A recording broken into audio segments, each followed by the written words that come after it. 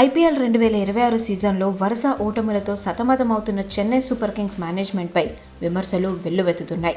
ముఖ్యంగా ఆ జట్టు హెడ్ కోచ్ స్టీఫెన్ ఫ్లెమింగ్ సామర్థ్యంపై విశ్లేషకులు విరుచుకుపడుతున్నారు.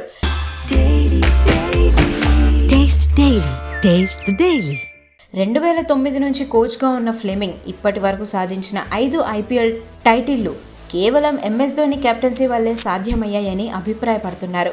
ధోని కెప్టెన్సీ లేని చోట ఫ్లెమింగ్ ఎప్పుడూ విజయం సాధించలేదని చాలా విమర్శలు వ్యక్తమవుతున్నాయి. ఈ సీజన్లో కేవలం కోచ్ మాత్రమే కాదు, కెప్టెన్ రుతురాజ్ గైక్వాడ్ బ్యాటింగ్పై కూడా ఆందోళన వ్యక్తం చేస్తున్నారు ఫ్యాన్స్. ఇప్పటి వరకు ఆడిన 3 మ్యాచ్ల్లో రుతురాజ్ కేవలం 41 పరుగులు మాత్రమే సాధించాడు. సిఎస్కే ప్రారంభంలోనే వరుసగా 3 మ్యాచ్ల్లో ఓడిపోయింది. దాంతో చెన్నైకి రాబోయే మ్యాచ్ చాలా కీలకం.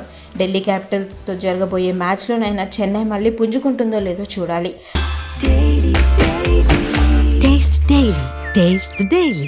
ఫ్లెమింగ్ తన వ్యూహాలను మార్చుకొని టీంను గెలుపు బాటలోకి తీసుకొని వస్తారా లేదా అనేది ఇప్పుడు $1 మిలియన్ ప్రశ్నగా మారింది.